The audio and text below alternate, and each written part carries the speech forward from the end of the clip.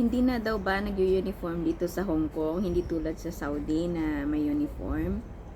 Pag nasa bahay kami ng amo namin, nagsusuot lang kami ng pangbahay.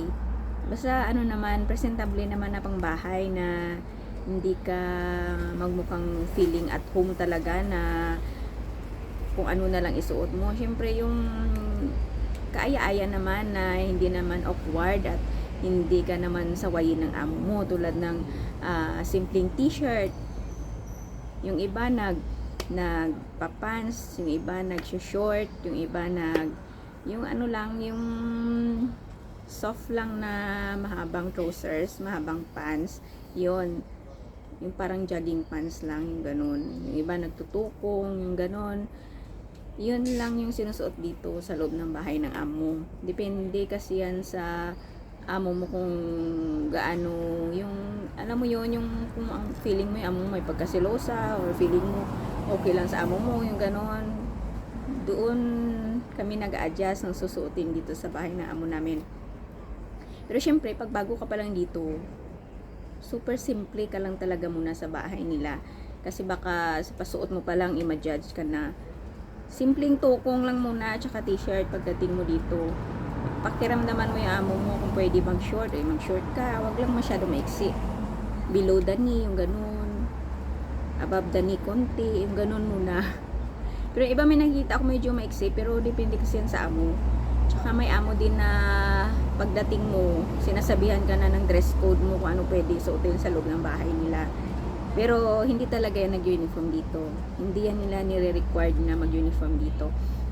Sa day off naman namin, depende sa amin kung anong susuotin namin. Kanya-kanya na yan. Hindi rin yan decision ng amo kung anong isusuot namin. Depende sa amin.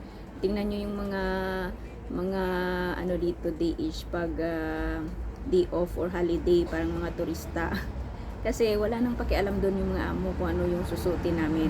Pero syempre, depende din yun sa atin na wala din masabi yung amo natin.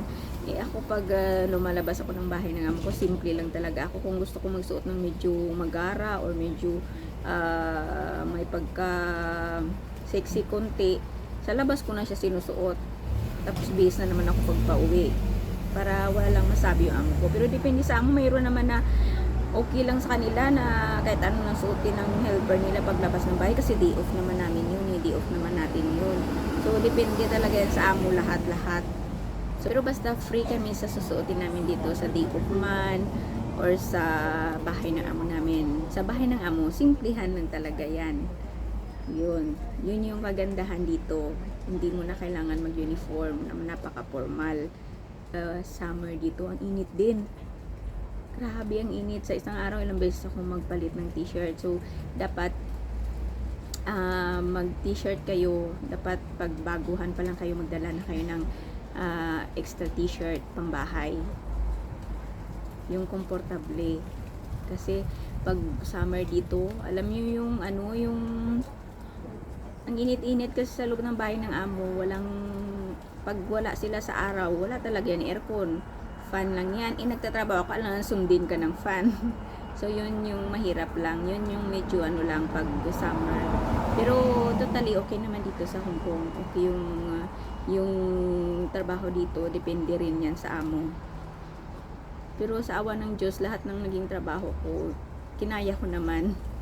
So, pag pumunta ka dito, may tiyaga lang talaga yan. So, yun lang sis sa tanong mo. Thank you sa tanong mo. Bye!